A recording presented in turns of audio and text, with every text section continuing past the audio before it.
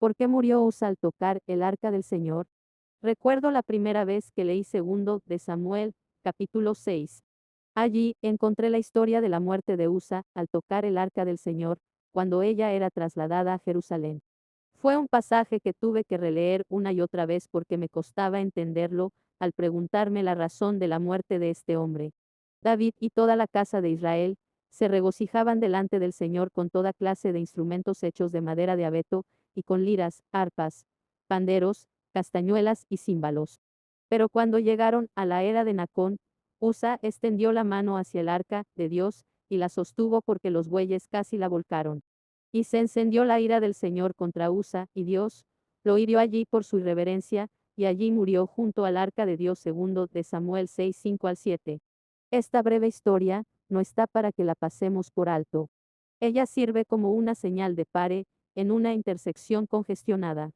En su contexto, en el que David por fin es rey, parece que el narrador del relato quiere que nos detengamos y nos preguntemos sobre la ira de Dios contra Usa. Recordemos lo que Dios habló antes.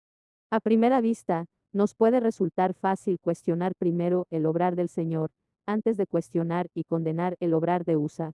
Por esa razón necesitamos tener en mente la adoración que se narra en el resto del pasaje y a lo que el Señor habló antes a su pueblo. En segundo de Samuel 6, Israel por fin recupera el arca de Dios y toda la casa de Israel se regocijaba delante del Señor con toda clase de instrumentos. Segundo de Samuel 6:5. Podríamos decir que tenían un servicio de adoración en donde se gozaban en Dios. En ese contexto, el narrador nos da a entender que lo que sigue está conectado con la adoración al Señor que el pueblo realiza. Si ellos están adorando a Dios mientras mueven el arca, tiene sentido que antes de hacer cualquier cosa ellos se pregunten si Él les ha dado instrucciones sobre cómo debe ser adorado, lo cual hizo por medio de Moisés. Números 1:51 y 4:1 al 33. Pensamos que debemos decirle a Dios cómo debe ser adorado, en vez de adorarle como Él ha dicho. Israel debía saber que solo los hijos de Coat podían llevar sobre sus hombros el arca de Dios al trasladarla. Números 7, 6 al 9. Estos hombres tenían que ser santificados para eso, como hicieron más tarde en Primero de Crónicas 15, 13 al 15. El rey David también debía saber estas instrucciones. Deuteronomio 17, 18 al 20. Conociendo eso, sabemos que Usa pecó al tocar inapropiadamente el arca de Dios y a desobedecer el mandato del Señor.